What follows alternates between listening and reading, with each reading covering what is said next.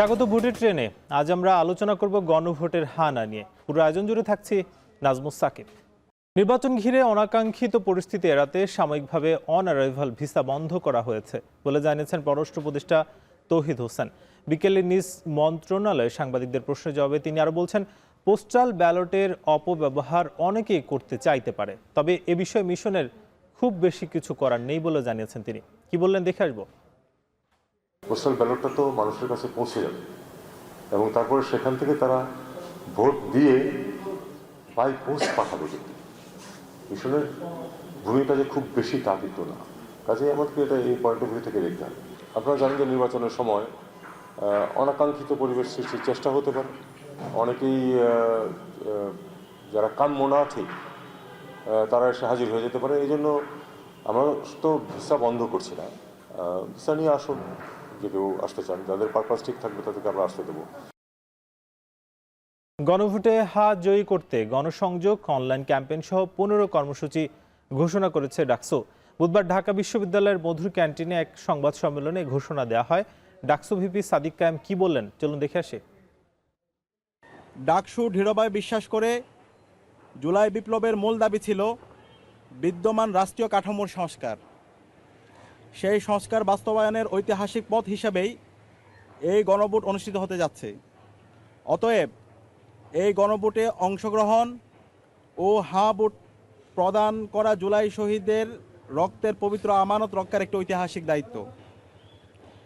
দীর্ঘ ফ্যাসিবাদী শাসনে এদেশের জনগণ রাষ্ট্রীয় সিদ্ধান্ত গ্রহণ প্রক্রিয়া থেকে কার্যত বঞ্চিত ছিল। গণভোট সেই ফ্যাসিবাদী কাঠামো ভেঙে জনগণের ক্ষমতা জনগণের হাতেই ফিরে দেওয়ার এক গুরুত্বপূর্ণ পদক্ষেপ। RICL TMX, যুগের পর যুগ স্থাপনা থাকে মজবুত। VRM প্রযুক্তির RICL TMX রড। ভোটের ট্রেনে আজ আমরা আলোচনা করছি গণভোটে হা না নিয়ে। গণভোটের এই 4টি বিষয়ে হা বা না ভোট দিতে হবে, যে সে 4টি প্রস্তাবনা কি চলুন দেখে আসি। শুরুতে 4টি প্রস্তাবনার মধ্যে শুরুতে আসলে যেটা থাকবে যে তত্ত্বাবধায়ক সরকার, নির্বাচন কমিশন এবং অন্যান্য সাংবিধানিক প্রতিষ্ঠান জুলাই সনদে বর্ণিত প্রক্রিয়ার আলোকে সেটা কিন্তু গঠন করা হবে এবং আগামীর সংসদ যে নির্বাচন অর্থাৎ ত্রয়োদশ জাতীয় যে সংসদ নির্বাচন সেটা কিন্তু আগামী সংসদ মূলত 2 কক্ষ বিশিষ্ট হবে এবং জাতীয় সংসদ নির্বাচনে দলগুলোর প্রাপ্ত ভোটের অনুপাতে 100 জন সদস্য বিশিষ্ট একটি উচ্চকক্ষ গঠন করা হবে এবং সংবিধান সংশোধন করতে হলে এই উচ্চকক্ষের যে সংখ্যাগরিষ্ঠ সদস্য তাদের অনুমোদন দরকার হবে। এছাড়াও আরও বেশ দুইটি কিন্তু প্রস্তাবনা আসলে আছে। সেই 2টি প্রস্তাবনার মধ্যে দেখা যাচ্ছে যে সংসদে নারীর প্রতিনিধি বৃদ্ধি করা হবে, বিরোধী দল থেকে ডেপুটি স্পিকার এবং সংসদীয় কমিটির সভাপতি নির্বাচন, প্রধানমন্ত্রীর মেয়াদ সীমিতকরণ, রাষ্ট্রপতির ক্ষমতা বৃদ্ধি এবং মৌলিক অধিকার যেগুলো আছে সেগুলো সম্প্রসারণ এবং বিচার বিভাগের স্বাধীনতা, স্থানীয় সরকার সহ বিভিন্ন বিষয়ে যে 30টি প্রস্তাবে জুলাই জাতীয় সনদের রাজনৈতিক দলগুলো ঐকমত্য হয়েছে বিগত সময়, সেগুলো বাস্তবায়নে আগামী নির্বাচনে বিজয়ী দলগুলো বাধ্য থাকবে এবং এছাড়াও জুলাই সনদে বর্ণিত অন্যান্য যে সংস্কার রাজনৈতিক দলগুলোর প্রতিশ্রুতি অনুসারে বাস্তবায়ন করা হবে। অর্থাৎ সব মিলিয়ে বলাই যায় যে এই যে 4টি প্রস্তাবনা সেটা কিন্তু আগামীর গণভোটে দেখা যাবে এবং এর জন্য আলাদা একটি ব্যালট থাকবে। সেই ব্যালটে হা বা না এই 2টির একটিতে ভোট দিতে হবে। আজকে আমরা আলোচনা করব গণভোটের হা না নিয়ে, তবে তার আগে নিব ছোট একটা বিরতি। ফিরছি কিছুক্ষণ পর।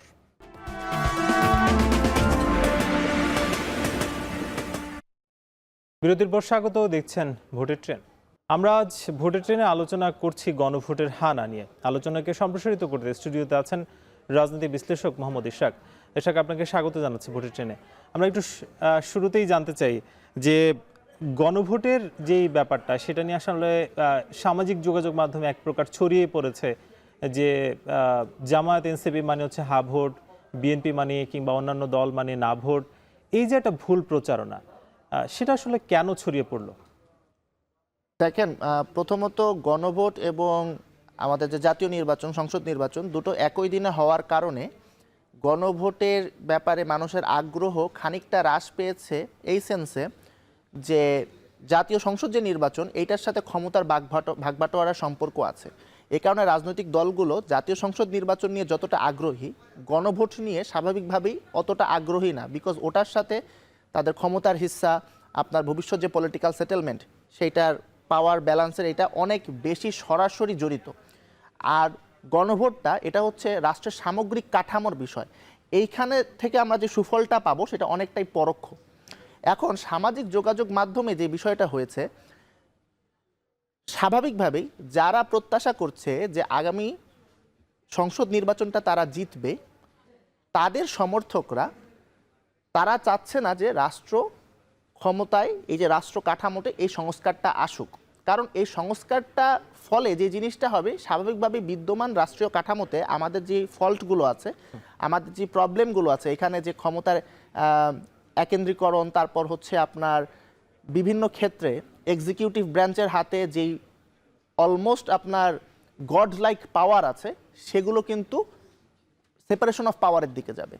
তো এটা তারা চাচ্ছে না। তো এই কারণে তারা প্রচারণা চালিয়েছে। আমরা যদিও দেখছি যে বিএনপির শীর্ষ নেতৃত্ব থেকে ক্রমাগতভাবে বলা হচ্ছে তারা এই প্রচারণাটা কারা আসলে, এটা কি মানে যারা আসলে আগামী নির্বাচন অংশ নিচ্ছে তাদের মধ্য থেকেই, নাকি যারা আসলে অংশ নিচ্ছে না বা আওয়ামী লীগ এরা নাকি? এখানে আওয়ামী লীগের তো একটা সেন্টিমেন্ট আছেই যে জুলাই সনদটা হচ্ছে তাদের জন্য, তারা মনে করছে দল হিসাবে তাদের জন্য ডেথ সেন্টেন্স। এই কারণে তারা জুলাই সনদ এবং গণভোট এই প্রসঙ্গে তারা অনেকটা বাই ডিফল্ট একটা নেতিবাচক অবস্থানে চলে গিয়েছে। কিন্তু এখানে বিএনপি মনে করছে, বা বিএনপির কর্মী সমর্থকরা, সাধারণ কর্মী সমর্থক, তারা নেসেসারিলি হয়তো বড় নেতা না, তারা মনে করছে আগামীতে তারা রাষ্ট্র ক্ষমতায় যাবে। এখন রাষ্ট্র ক্ষমতায় যে তারা তাদের যেই পাওয়ারটা, সেইটা যে চেক অ্যান্ড ব্যালেন্সের মধ্যে যেন না আসতে হয়, এই কারণে তারা অনেকটা স্বতঃস্ফূর্তভাবে, হয়তো তাদের নেতারা এটা চান না, কিন্তু তারা রুট লেভেলে তারা চাচ্ছেন যে তাদের আওয়ামী লীগ আমলে গ্রাস রুটে আমরা যেরকম দেখেছি, তারাও সেরকম কিছু পাওয়ার প্র্যাকটিস করবেন, এই আশায় হয়তো তারা নিজেরাই স্বেচ্ছায় এই ধরনের প্রচারণা চালাচ্ছেন। সেখানে আপনার দুই ধরনের প্রচারণা দেখা যাচ্ছে। একদিকে বলা হচ্ছে যদি গণভোটে হ্যাঁ জয়যুক্ত হয় তাহলে দেশ আফগানিস্তান হয়ে যাবে, শরীয়ত চলে আসবে, পাকিস্তান হয়ে যাবে। আর একদিকে বলা হচ্ছে গণভোটে হ্যাঁ জয়যুক্ত হলে আপনার ইসলাম বিপন্ন হবে, বিসমিল্লাহ, আল্লাহর উপর পূর্ণ আস্থা ও বিশ্বাস থাকবে না। এবং কেউ কেউ বলছে যে গণভোটের স্বার্থের দিকটা দেখছে না। এখানে দেখেন আপনার একই ব্যক্তি দুইটা কন্ট্রাডিক্টরি ন্যারেটিভ, দুইটা ডিফারেন্ট অডিয়েন্সের জন্য বলছে, যে যার কাছে যেটা যায় আর কি। আচ্ছা, তো আমরা কিন্তু এই যে দলগুলোর যেই আমরা দেখেছি যে এর আগে তারা জুলাই চার্টারটা সই করেছে, কিন্তু এই যে মানে স্বাক্ষরের পরও আসলে তাদের মধ্যে যে দ্বিধা বিভক্তি, সেগুলো আসলে কেন ছড়াচ্ছে? আপনি দেখেন জুলাই চার্টারে একটা বিষয় কিন্তু রাজনৈতিক দলগুলো একমত হয়েছে যে নারী প্রার্থীর ব্যাপারে, কিন্তু তারপর আপনি এই নির্বাচনে দেখেন সেই শর্তটা যেটা তারা অ্যাগ্রি করেছে, যেটা তারা কনসেন্ট দিয়েছে, সেখানেও কিন্তু আমরা দেখছি না তারা মানছে। অর্থাৎ আমরা যদি তাদেরকে বাধ্য না করি, রাজনৈতিক কাঠামোতে আমরা যদি সংস্কার এনে তাদেরকে বাধ্য না করি একটা পার্টিকুলার রাস্তায় চলতে, তারা কখনোই স্বেচ্ছায় ওই রাস্তায় যাবে না। এই কারণে গণভোটটা খুবই এসেনশিয়াল।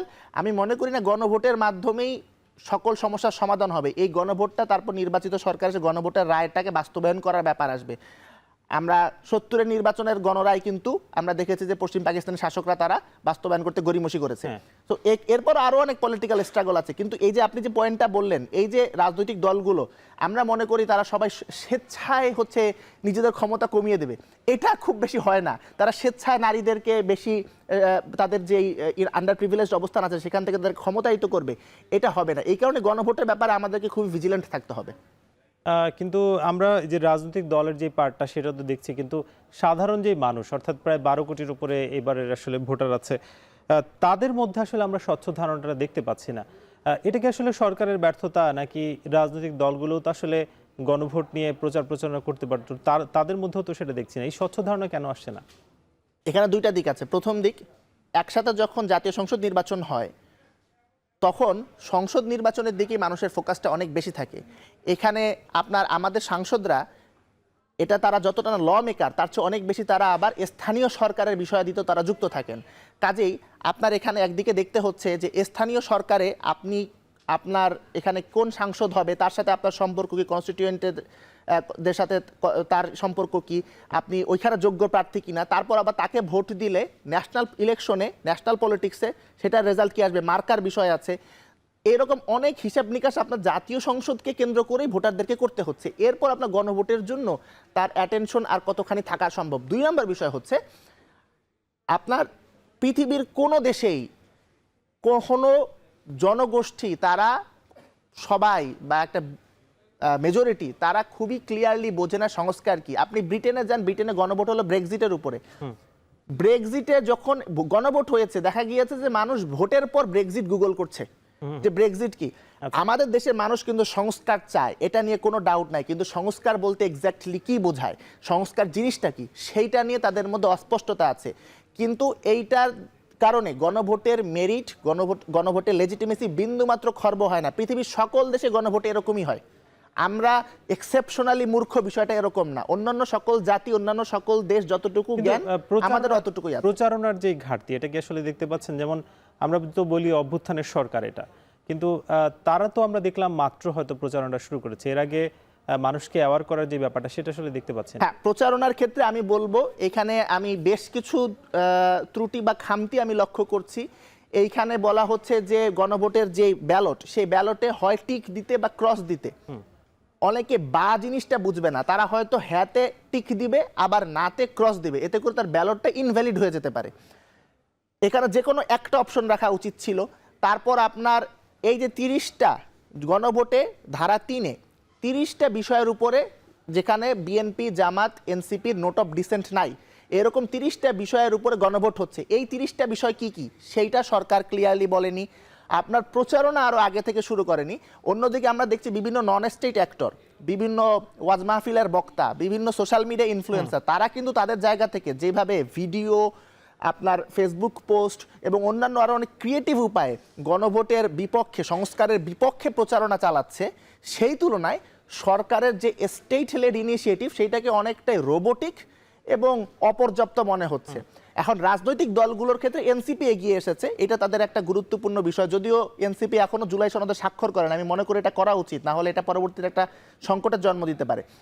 কিন্তু তারা গণভোট প্রসঙ্গে তারা একটা সিরিয়াস অবস্থান নিয়েছে। কিন্তু বিএনপি আর জামাত তারা আসলে জাতীয় সংসদ নির্বাচনে এত বেশি ফোকাসড, তাদের ক্ষমতার ওই হিস্সার প্রসঙ্গে তাদের আগ্রহটা সবচেয়ে বেশি হওয়ার কারণে এইখানে স্বাভাবিকভাবে সেটা ধামাচাপা পড়ে গিয়েছে। কিন্তু আমরা আরো একটা বিষয় আলোচনা করব, যে যদি আসলে গণভোটে না জিতে, তাহলে যে গণতান্ত্রিক উৎকর্ষতা, সেটা আসলে বাংলাদেশ সেদিকে যাবে নাকি আবার ক্ষতির মুখে পড়বে, সেই বিষয়ে আমরা আলোচনা করব।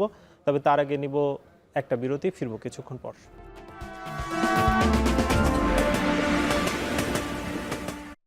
আবারও স্বাগত, দেখছেন ভোটের ট্রেন, সঙ্গে আছি নাজমুস সাকিব। আমরা আজ আলোচনা করছি গণভোটে হানা নিয়ে। আমাদের সঙ্গে স্টুডিওতে যুক্ত আছেন রাজনীতি বিশ্লেষক মোহাম্মদ ইশরাক। ইশরাক, আবারও স্বাগত জানাচ্ছি। আমরা যেমন কথা বলছিলাম যে গণভোটের হা নিয়ে প্রচারণা আছে, আবার না নিয়েও দেখছি। যদি আসলে না কোনোভাবে জিতে, সেক্ষেত্রে কি এই যে গণতান্ত্রিক উৎকর্ষতা কিংবা আমরা 5 আগস্টের পরে যে ধরনের সংস্কারের আলাপ করছি, সেগুলো কি আসলে কোনোভাবেই হবে না? এটা একটা ব্লাইন্ড স্পট। আমি মনে করি এখানে সরকারের একটা ব্যর্থতা আছে। এটা একটা দার্শনিক একটা সংকটও বটে, রাজনৈতিক সংকট তো অবশ্যই। এই গণভোটে না অপশনটা রাখার মাধ্যমে সরকার এসেনশিয়ালি জুলাই বিপ্লব, জুলাই সনদ সব কিছুকে তারা ভোটের মাঠে তুলেছে। অথচ কোনো পলিটিক্যাল সিস্টেম কিন্তু কখনোই সেই সিস্টেমটাকে তারা ভোটের মাঠে তোলে না। যেমন গণতন্ত্র থাকবে কি থাকবে না, এই প্রসঙ্গ কি ভোট হতে পারে? না। আপনি কখনোই ভোট দিয়ে গণতন্ত্র তুলে দিতে পারেন না। কারণ গণতন্ত্রই মানে আপনি যদি ভোটটাই তো গণতন্ত্রের মাধ্যমে আসছে, তো আপনি ভোটের মাধ্যমে গণতন্ত্রকেই খারেজ করে দিবেন, সেটা কিন্তু গণতন্ত্র অ্যাকসেপ্ট করবে না। তো এইখানে আপনার এই গণভোটে এই না প্রসঙ্গটা এইভাবে না এনে হয়তো অন্য কোনোভাবে বিষয়টাকে ফ্রেম করা যেত। আমরা সংস্কারের এই ধাপের সাথে একমত, নাকি সংস্কারটা অন্যভাবে করা হোক, অথবা অন্যভাবে ফ্রেম করা হতো যে আপনার হয়তো 3টি দল বা 5টি দল যেই বিষয়গুলোতে নোট অফ ডিসেন্ট দিয়েছে, সেই বিষয়গুলোর বাকি যে বিষয়গুলো আছে, মানে অর্থাৎ 5টির কম দল যে বিষয়গুলোতে নোট অফ ডিসেন্ট দিয়েছে, সেই বিষয়গুলো সংস্কারের সেই বিষয়গুলোতে আমি একমত কিনা অথবা ইয়ে করা, অর্থাৎ মানে এমন একটাভাবে ফ্রেম করা যেত যাতে করে ফান্ডামেন্টাল যে বিষয়টা, এটাতে না বলার জন্য অপশনটাই না থাকে, ক্ষতিগ্রস্ত না হয়। হ্যাঁ, এখন সেটা যদি না তারপর জয়যুক্ত হয়, তারপর আসলে তাহলে সংস্কারটা কিভাবে হবে, তখন কোন প্রক্রিয়াতে হবে, তখন আমরা একটা আপনার গভীর রাজনৈতিক সংকটে পড়ব। এবং সেইটার তত্ত্বায়ন করতে, সেই সংকটটাকে বুঝতে, মানুষকে বোঝাতে, ওটা তখন আর একটা দার্শনিক জ্ঞানগত সমস্যাও জন্ম দেবে। আমরা দেখছি যে রাজনৈতিক দলগুলো বারবারই বলছিল যে একই দিনে ভোট এবং গণভোট নিয়ে বিভিন্ন দলের আসলে আমরা আপত্তিও দেখেছি। কেউ কেউ বলছে যে আগে হওয়া উচিত, কেউ বলছে পরে হওয়া উচিত গণভোটটা। আমরা বিগত এই যে সাম্প্রতিককালে দেখলাম যে জাকসুর নির্বাচন, জোকসুর নির্বাচন কয়েকদিন লেগেছে তাদের একেবারে ভোটের যে ফলাফল সেটা দিতে। এখন এই যে বিপুল পরিমাণ ভোট, অর্থাৎ সেই ভোটটা একটা হচ্ছে আমরা সংসদ কারা আসলে ক্ষমতা আসে সেটা নির্বাচনের জন্য, এবং গণভোট যে বিষয়টা সেটা আসলে নির্বাচনের জন্য, দুইটা মিলে আমরা আসলে ফলাফলটা পেতে কি বেশ কয়েকদিন লেগে যেতে পারে, কি মনে হয়? আপনার গণভোট এবং জাতীয় সংসদ নির্বাচন একই দিনে হওয়া উচিত কি উচিত এটা নিয়ে একটা ডিবেট আছে। আমার ব্যক্তিগতভাবে অভিমত হচ্ছে গণভোটটা অবশ্যই জাতীয় সংসদ নির্বাচনের আগে হওয়া উচিত ছিল, কারণ জাতীয় সংসদ নির্বাচনটা কিভাবে হবে, কোন ফরম্যাটে হবে, সেইটার কাঠামোটা, সেটা ফ্রেমওয়ার্কটা তো গণভোটের মাধ্যমে দিবে। এই যে আজকে আমরা দেখছি যে জুলাই সনদের প্রতিশ্রুতি দেওয়ার পরও রাজনৈতিক দলগুলো আপনার ওই নির্দিষ্ট পার্সেন্টেজ নারী প্রার্থী দেয়নি। এটা কেন দেয়নি? কারণ তারা বলছে এখনো তো জুলাই সনদ বাস্তবায়িত হয়নি, বাস্তবায়িত হওয়ার পর থেকে এই রুলসটা কার্যকর হবে। অথচ হওয়া উচিত ছিল যে আপনার সংসদ নির্বাচন যেটা হচ্ছে এটা জুলাই সনদের অধীনে হচ্ছে, বাট এটা হচ্ছে না, কারণ আমরা গণভোটটা এখনো করতে পারি না। মানে এই নির্বাচনে সেটা আমরা দেখছি না। হ্যাঁ, কিন্তু এই যে একই দিনে হওয়া উচিত কি উচিত না বা কবে হলে ভালো হতো, সেইটার সাথে আপনার ভোট গণনার সময়ের সম্পর্ক আছে বলে আমি মনে করি না। ছাত্র সংসদ নির্বাচনে ভোট গণনার সময় যেটা লেগেছে সেই বেশি সময় লাগার কারণটা হচ্ছে দুটো। এক নম্বর হচ্ছে ওএমআর মেশিন সম্পর্কিত আপত্তি এবং আপনার এখানকার যে জটিলতাগুলো, সেটা একটা। আর একটা বিষয় হচ্ছে আপনার ছাত্র সংসদ নির্বাচনে প্রচুর ভোট, অর্থাৎ একটা ব্যালটে অনেকগুলো ভোট আছে। আপনার সম্পাদক পদ আছে, সম্পাদক অনেক, সদস্য পদ আছে, আর শীর্ষ পদগুলো তো আছে। এই সকল ভোট কাউন্ট করতে আপনার অনেক সময় লেগেছে। কিন্তু আমরা যখন জাতীয় সংসদ নির্বাচনে দেখব সেখানে ভোট মাত্র একটা, আর অন্যদিকে গণভোটেও ভোট মাত্র একটা। বেসিক্যালি আপনার দুইটা ভোট কাউন্ট করতে হচ্ছে, দুইটা ব্যালটের দুইটা ভোট। আমার মনে হয় না এখানে খুব বেশি সময় লাগবে। আচ্ছা, আমরা দেখছি যে 5 আগস্ট পরবর্তী যে আইনশৃঙ্খলার অবনতি সেটা কিছুটা আসলে উত্তরণ হয়েছিল।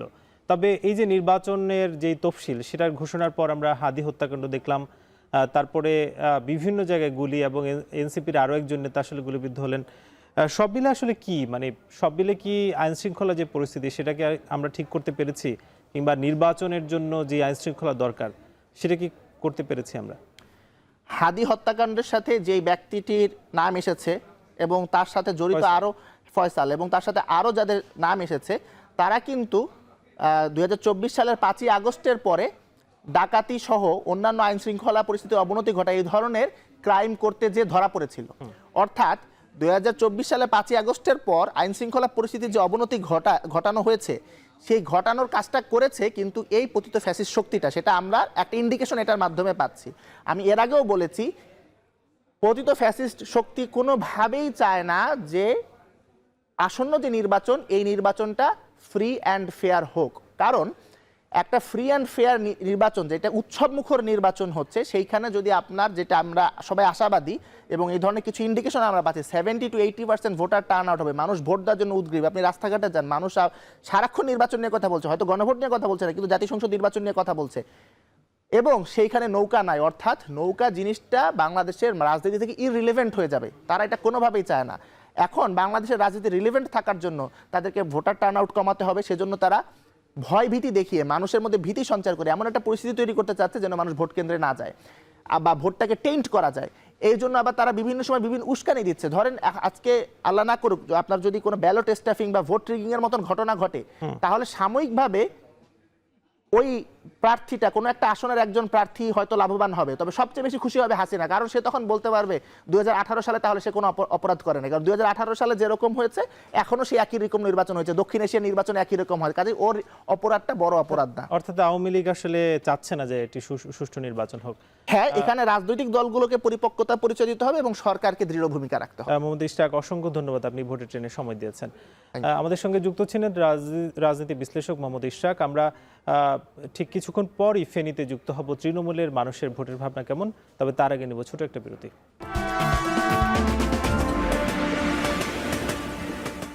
আবারও স্বাগত, দেখছেন ভোটের ট্রেন। আজ আমরা কথা বলছি গণভোটের হা না নিয়ে। যেতে চাই প্রান্তিক অঞ্চলে, জানতে চাই গণভোটের হা না নিয়ে কি ভাবছেন তারা।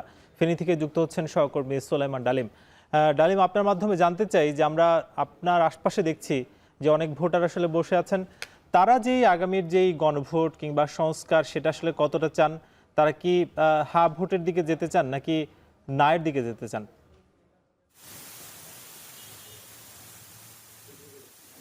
সাকিব, নির্বাচনী যে ভোটের ট্রেন্ড সেটি কিন্তু ইতিমধ্যেই বেশ জোরে সোরেই তার গতি আমরা দেখতে পাচ্ছি।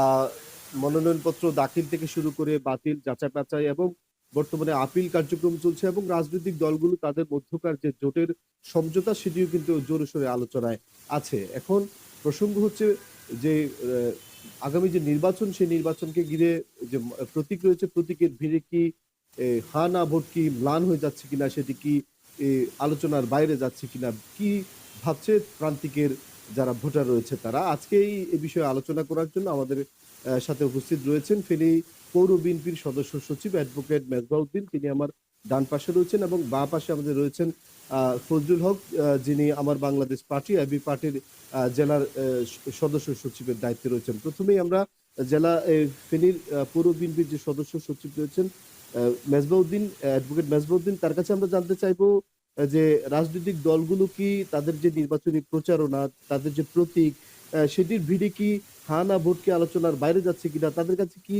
হা না ভোট গুরুত্ব পাচ্ছে কিনা? ধন্যবাদ। আমি বক্তব্যের শুরুতে গভীর শ্রদ্ধার সাথে স্মরণ করছি সদ্য প্রয়াত আমাদের ফেনীর মেয়ে বিএনপির চেয়ারপারসন, যিনি এই গণতান্ত্রিক প্রক্রিয়া উত্তরণের জন্য দীর্ঘ আপসহীন সংগ্রামের নেতৃত্ব দিয়েছেন, বেগম খালেদা জিয়ার বিদেয়ী আত্মার মাগফিরাত কামনা করছি। পাশাপাশি আজকে যে সংস্কার প্রস্তাবের হানা ভোটের পক্ষে বলা হচ্ছে, আমরা যদি একটু পিছনের দিকে তাকাই, বাংলাদেশের আসলে যত মৌলিক এবং বড় সংস্কারগুলো হয়েছে সেগুলো বিএনপি সরকারের আমলে হয়েছে এবং বিএনপির হাত ধরে হয়েছে। বিশেষ করে বহুদলীয় গণতন্ত্র আমরা যে আজকে বাংলাদেশে পুনঃপ্রতিষ্ঠিত হয়েছে, এটার প্রবর্তক ছিলেন আমাদের শহীদ রাষ্ট্রপতি জিয়াউর রহমান। এবং আজকে যে সংসদীয় গণতন্ত্র, সেই সংসদীয় গণতন্ত্র সংস্কারের রূপকার হচ্ছেন আমাদের মাতৃতুল্য নেত্রী দেশনেত্রী বেগম খালেদা জিয়া। আমরা সবাই আমাদের জানা থাকার কথা, বিগত 2022 সালে আমাদের বিএনপির বর্তমান চেয়ারম্যান জনাব তারেক রহমান যখন পেশিবাদ এই দেশকে শাসন শোষণ করছে, তখন এই পেশিবাদের রক্তচক্ষুকে উপেক্ষা করে রাষ্ট্র সংস্কার এবং রাষ্ট্র মেরামতের জন্য 27 দফা সংস্কার প্রস্তাব উনি উত্থাপন করেছেন। পরবর্তীতে পেশিবাদ বিরোধী সকল রাজনৈতিক শক্তির মতামত নিয়ে সেই 27 দফা থেকে 31 দফায় সংস্কার প্রস্তাব বিএনপির পক্ষ থেকে দেওয়া হয়েছিল। রাষ্ট্র সংস্কার এবং রাষ্ট্রের সকল প্রাতিষ্ঠানিক যে অবকাঠামো আছে, প্রাতিষ্ঠানিক যে প্রতিষ্ঠানগুলো আছে, সবগুলা কিভাবে সংস্কার করা যায়, সংস্কার আওতায় আনা যায়, এই ব্যাপারে বিএনপির পক্ষ থেকে সর্বপ্রথম সংস্কার প্রস্তাব দেওয়া হয়েছে। এবং আমরা যদি আরেকটা বিষয় লক্ষ্য করি, বিগত জুলাই বিপ্লবের পরবর্তী সময় ঐক্যমত্য কমিশনে যে সংস্কার নিয়ে দীর্ঘ ম্যারাথন আলোচনা হয়েছে, সেই আলোচনায় আমাদের বিএনপির পক্ষ থেকে দায়িত্বপ্রাপ্ত আমাদের স্থায়ী কমিটির সদস্য সালাউদ্দিন আহমেদ, উনি দীর্ঘ এবং খুব জোরালো একটা ভূমিকা রেখেছেন এই সংস্কারগুলো বাস্তবায়ন এবং সংস্কার প্রস্তাব যাতে আলোর মুখ দেখে সেই হিসেবে। এবং বিএনপির পক্ষ থেকে প্রস্তাবনা ছিল ভোটের দিন যাতে একই সাথে জাতীয় সংসদ নির্বাচন এবং সংস্কারের জন্য হানা ভোট স্বাক্ষর করা হয়।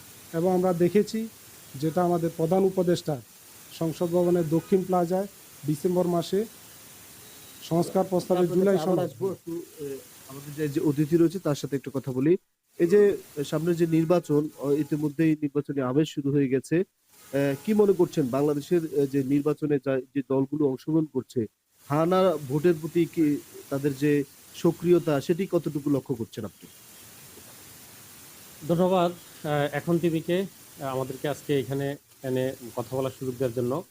আমরা দেখছি যে নির্বাচনের ট্রেন চালু হয়ে গেছে এবং এটা চলমান, এবং এই ট্রেনে যারা নির্বাচন করবে তারা উঠে গেছে এবং আমরা গন্তব্যের প্রায় কাছাকাছি পৌঁছে গেছি। তো এই অবস্থায় এবার একটু ব্যতিক্রম, মানুষের মাঝে ব্যাপক উৎসাহ উদ্দীপনা দেখা যাচ্ছে। জুলাই সনদ, হানা ভোট এবং পাশাপাশি সংসদ নির্বাচন। তো আমরা এর আগে কোনো নির্বাচন এভাবে দেখিনি, কিন্তু এইবারে আমরা দেখছি যে হানা ভোটের পাশাপাশি জাতীয় সংসদ নির্বাচন সহ সবার মাঝে উৎসব। তো আরও একটা জিনিস আমরা দেখছি যে নির্বাচন অতি নিকটে আসলেও প্রচার প্রচারণায় বেশ কিছু বিধিনিষেধের কারণে যে মার্কা, নিজ নিজ দলীয় মার্কার কোনো প্রচারণা এই মুহূর্তে নেই। কিন্তু হানা ভোটের প্রচারণা আমরা ব্যাপকভাবে দেখতে পাচ্ছি। আমাদের দলের চেয়ারম্যান জনাব মুজিবুর রহমান মঞ্জু আমাদের এই আসন, ফেনীর 2 আসনের প্রার্থী, এবং তিনিও গত 1 সপ্তাহ এই ফেনীর প্রত্যন্ত অঞ্চলে ঘুরে ঘুরে হানা ভোটের প্রচারণা চালিয়েছেন। আমার কাছে মনে হচ্ছে যে আসলে দলীয় প্রচার প্রচারণা বা দলীয় মার্কার প্রচার প্রচারণা আড়ালে হানা ভোট স্তীমিত হয়ে যাচ্ছে না, বরং হানা ভোট ব্যাপক আলোচনায় আছে এবং সরকারিভাবেও আমরা দেখছি যে প্রচার প্রচারণা চালানো হচ্ছে। সরকারি অফিস আদালত এবং শিক্ষা প্রতিষ্ঠানগুলোতে এই বিষয়গুলো উঠে আসছে। কিন্তু সাধারণ মানুষের মাঝে আমরা হানা ভোট নিয়ে ব্যাপক উৎসাহ উদ্দীপনা দেখতে পাচ্ছি এবং আমি এই ব্যাপারে আশাবাদী যে হানা ভোটে সবাই হায়ের পক্ষে ভোট দিবে এবং সংস্কারের পক্ষে থাকবে। ধন্যবাদ। আমরা আবার একটু ফেনী সদর পৌর বিএনপির যিনি সদস্য সচিব রয়েছেন তার কাছে যাব। অল্প করে আপনি বলবেন, বিএনপি কি হায়ের পক্ষে থাকবে কিনা, অথবা তৃণমূলে আপনাদের কি কাজ করা হচ্ছে এই বিষয়ে? আমরা যে কথাটা বলছিলাম, যখন আমরা কিন্তু বিএনপির পক্ষ থেকে আমাদের দলের মহাসচিব ইতিমধ্যে জুলাই সনদে স্বাক্ষর করেছেন দলের প্রতিনিধি হয়ে, এবং বিএনপি সবসময় সংস্কারের পক্ষে এবং হায়ের পক্ষে। ইতিমধ্যে আপনারা দেখেছেন যে গতকালকে আমাদের দলের মহাসচিব আমাদের স্ট্যান্ডিং কমিটির মিটিংয়ের পরে উনি ইতিমধ্যে ঘোষণা দিয়েছেন বিএনপি সংস্কারের পক্ষে এবং বিএনপি হায়ের পক্ষে থাকবে। আবার হয়তো কোনোদিন আসবো আপনার কাছে। আমরা আমাদের যে দুজন অতিথি রয়েছেন এবং আমাদের যে ভোটাররা আজকের আমাদের অনুষ্ঠানে উপস্থিত রয়েছেন, সবাই কিন্তু তাদের যে নিজস্ব যে প্রতীক, সেই প্রতীকের ভোট করলেও এবং হানা নির্বাচনের প্রতি তাদের যে সক্রিয়তা, সবাই কিন্তু একই জায়গায় কিন্তু তাদের মতানৈক্য রয়েছে। ফেনী থেকে এই ছিল আমাদের কাছে সর্বশেষ। ধন্যবাদ ডালিম আপনাকে। আমরা সুলাইমান ডালিমের মাধ্যমেই কিন্তু জানছিলাম যে বিএনপি, জামাত কিংবা সাধারণ যে ভোটার আছেন সবাই কিন্তু আসলে সংস্কারের পক্ষে বলছেন, এবং সব মিলিয়ে আসলে আমাদের অতিথিও বললেন যে আগামীর যেই সংসদ নির্বাচন কিংবা নির্বাচন পরবর্তী যেই গণতান্ত্রিক উত্তরণ, সেটার জন্য আসলে যে সংস্কার প্রক্রিয়া, সেটার জন্য সবাইকে আসলে এগিয়ে আসতে হবে, এবং কোন কোন জায়গায় আসলে সংস্কার হওয়া দরকার, কোন কোন জায়গায় সংস্কারের জন্য ভোট দেওয়া দরকার, সেসব বিষয়ে কিন্তু ভোটারদেরও আসলে বুঝতে হবে বলেই সবাই আসলে মনে করছেন। আজকের মতো ভোটের ট্রেন আমরা শেষ করবো। আগামীকাল নতুন কোনো বিষয়ে আলোচনা হবে। শুভকামনা।